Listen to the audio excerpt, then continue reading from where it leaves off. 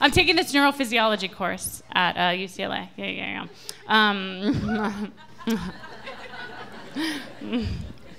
Yeah, because I'm going to die. True. And I've decided I want to live while I'm alive before I die. So I'm going to do whatever course. And you know what? I'm failing the course. I mean, I'm just going to be... I'm failing. It's true. But you know what? I don't care, because if I take the course 700 times on 672, I'm going to pass. Okay? And I'm in it. I'm in my persistence. Persistence in my failure, guys. I'm in it to win it. The biggest, craziest fireworks show is happening in your brain, and you're not even invited to the party because you don't even know it's happening. I mean, I know it's happening because I attend UCLA. But, yeah. But you guys, you know. But now you know. Now. I don't know. This is just going on to the idea that, okay, I don't know who said this, but I wrote it down and I quoted it, so I know it wasn't me. But it goes with the idea that the human brain contains perhaps 90 billion neurons, okay?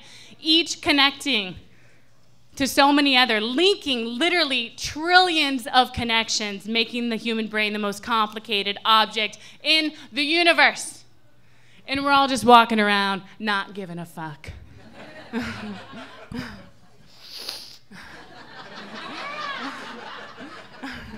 I'm sorry, but you know. Oh my gosh, half off bottles today. I'm gonna drink some wine. I'm gonna put some mushrooms in there, shake it up, throw it back, see what happens. Sure thing. This is me after my doctor's appointment, after my brain injury. I go into the doctor and the doctor says, Mallory. Yes. He's like, you suffered from an intracranial brain hemorrhage. It's bleeding in the brain. You're very lucky. Do you understand?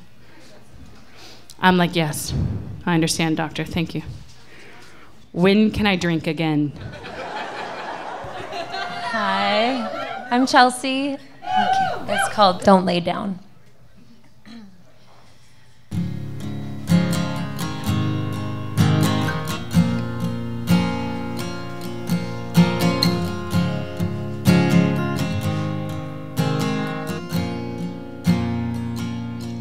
I'm troubled.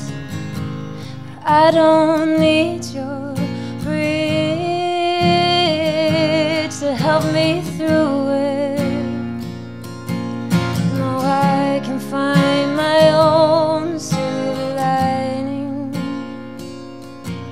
So please don't lay down. I'm troubled.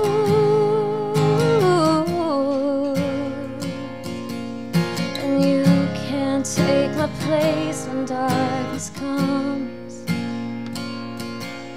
when pain is all around like a bridge. Don't lay down. You can't be the air to fill my lungs.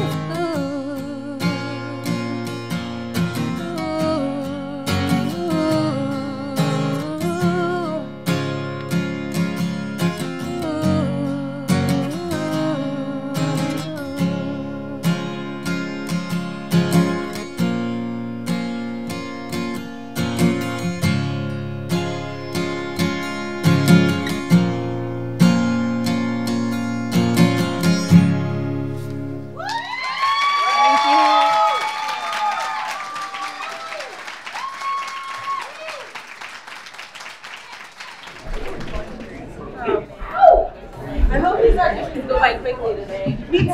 What do you think about this guy?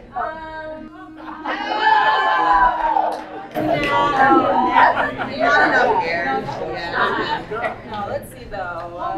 Ooh, this gentleman looks very promising. He worked at Douglas and Dunaway Mortuary for 3 years. Oh, why did he quit or why did he get fired? Let's see. It reads, reason for resignation. I resigned from Douglas and Dunaway due to my mother putting in her will that I cannot work where she is buried, and she changed the location of her desired cemetery right before she passed to where I was working. That's terrible. She sounds like a horrible person. Or he was. We'll find out. Jacques? Hi, Jacques. I'm Sam. This is Rebecca, the general manager here at Gates Funeral Home. Welcome. Please, sit down. So, my colleague and I were talking about how you worked at Douglas and Dunaway Mortuary for the past 3 years until recently. Yes, because of my mother. You see, even in her death, I'm the fool. She had a favorite. She always made it known that it wasn't Jack. You? What? That you weren't your mother's favorite. No, that it wasn't Jack. You see, he had a brother. He was the more attractive and the better looking. I'm sorry. Why? He is. Okay, so what did you have prepared for your audition piece today? Our funerals last a minimum of 30 minutes, and then our clients like to have 2 sessions of constant 45 minutes of ambiance during the whole day. I'm assuming you have enough material that is similar hymns and music for that? Yeah. Great. Whenever you're ready.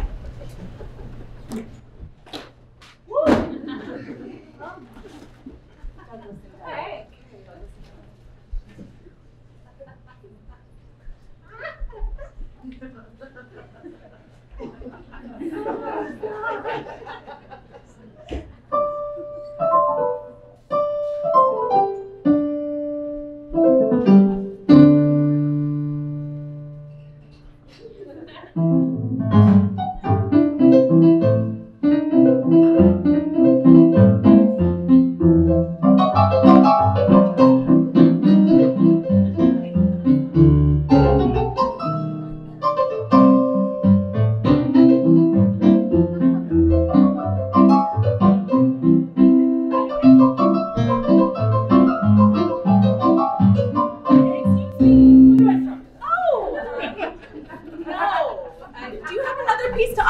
Maybe one that's a little less enthusiastic. Yeah.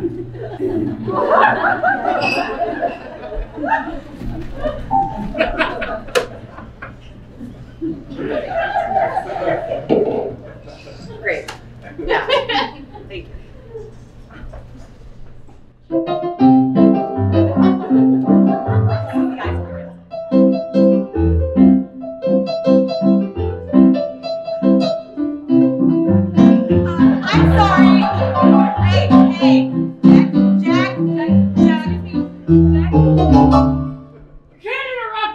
Okay, I'm sorry, isn't that the same song, just a different part? This is a funeral home. Our songs are a little bit more melancholy.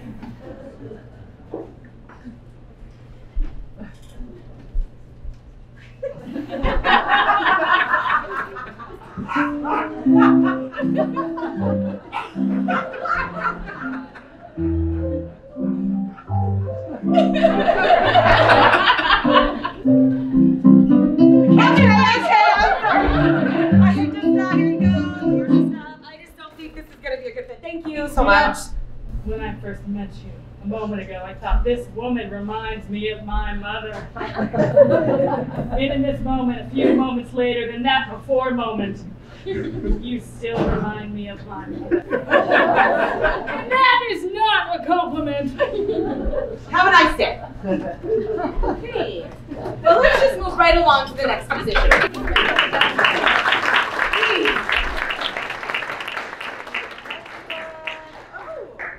Another James. Come on in, Jacques.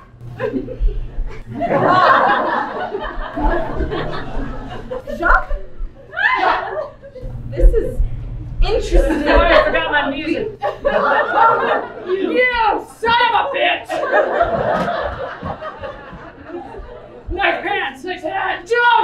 compliment me. Don't look so good. I should have taken care of you back in her mother's uterus. I should have taken care of you back before then, in her father's nutsack.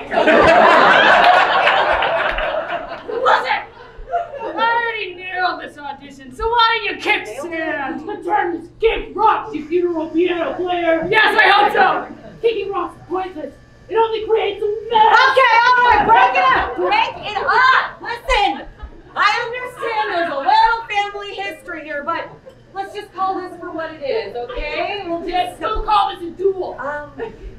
First dismiss this idiot piano player. All right, okay, it is only fair to let Jacques audition, so please check privacy. My thanks.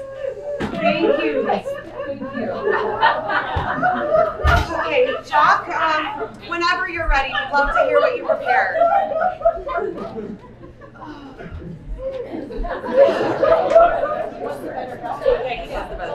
Much better looking.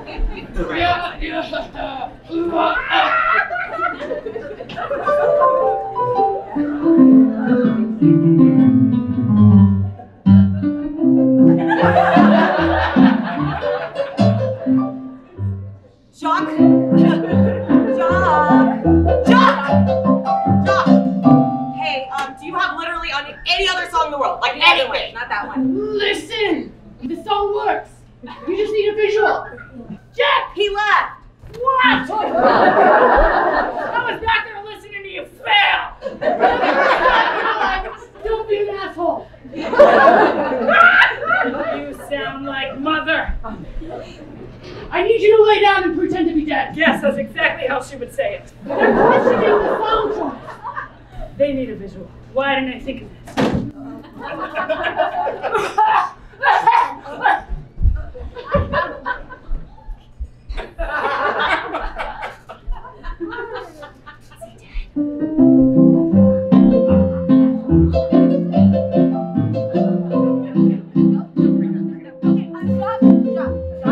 Jacques, this audition is over. Please, both of you, leave. You didn't lay down dead good enough. You could have been dead than that. We can't leave. No, shoot! No, okay, it's time to go. Out! It's that way. Go, get your date. Go, please. I'm my funeral home. I'm walking away. Out! Come on! You don't understand talent. Okay. And death. Right.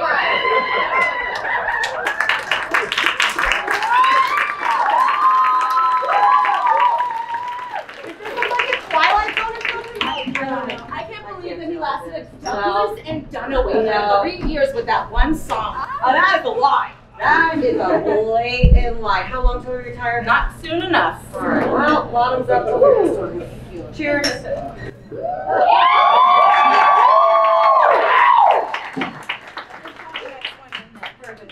right, next. Oh my! I Okay, let's give a round of applause to John Hastings!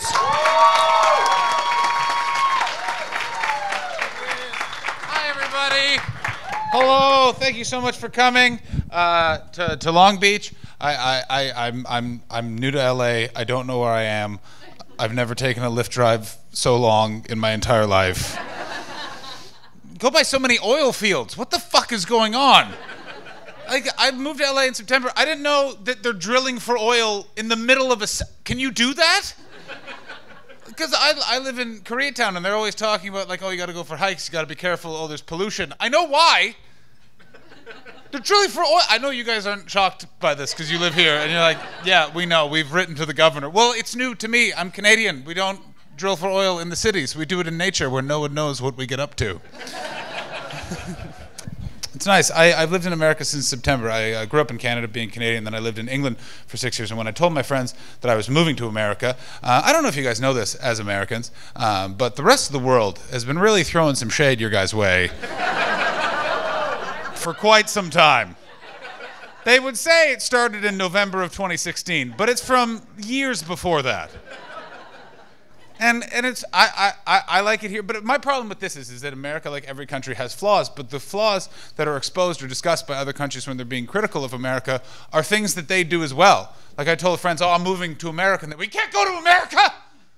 Bunch of warmongers in America, always starting war! Wait, didn't your country go to all those wars as well? Yes. I didn't think you remembered that. Or they'll say you can't go to America. It's racist in America, and that is true. Every country in the world has a problem with racism. If you show me a country without racism, I will show you a country that's killed everyone but one group. And I always feel very strange talking about racism. I'm a straight white male. I haven't really experienced racism in the traditional sense. People have tried to persecute me based on my race. It hasn't worked. Things like, hey, white boy. Yeah, what's going on? I once was called White Devil, and it was accurate. I was being fiendish at that time.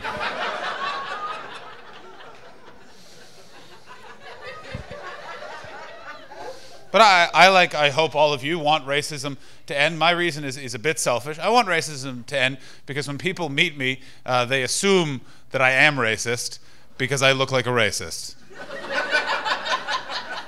Yeah, thank you very much for that body language. You just went, that's true.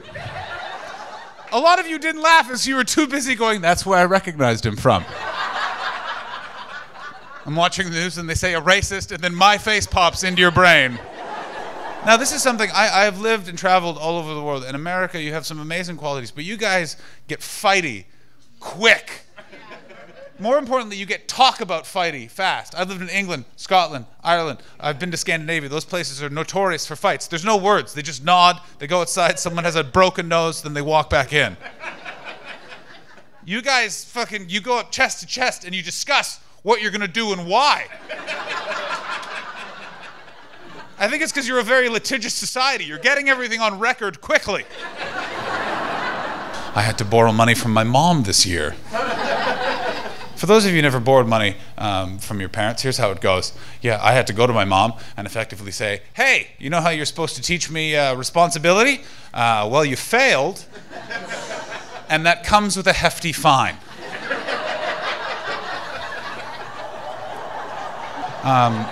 Ladies and gentlemen of Long Beach, I'm selling albums after the show. There's 6 albums, none of the jokes you've heard tonight. I'll give half, they're $5. I'll give half whatever you guys pay for them to the charity, because you guys are doing a great job. Thank you so much for coming out. Please keep supporting this stuff. You're the best. Thank you. Bye-bye. We have all donated collectively $2,500 to the Long Beach The Guidance Center, addressing mental health in Long Beach and Compton and San Pedro, and I am going to be bringing them up here because they are here to receive our donation because I want you to know where your money's going. Because when I go to Cabo next week, okay, and for that all-inclusive luxury suite, unlimited spa vacation, I don't want you to think that it's on your dime. And the money that you all helped raise tonight is going to support a program that we provide that's privately funded, something we started about 3 years ago in the schools. And it's a really, really cool program that we go in and we help train teachers about being trauma informed. And what this does, it helps the staff, teachers, the administrative staff, the custodial staff, cafeteria staff, just everybody who interacts with kids to understand what does it mean when a child has gone through a traumatic experience, and helping them look at that child through a slightly different lens. You know, what's happened in their lives, how that impacts their brain when they've had a traumatic experience in their life. And it's really had astounding results. We've done it now in 3 different schools.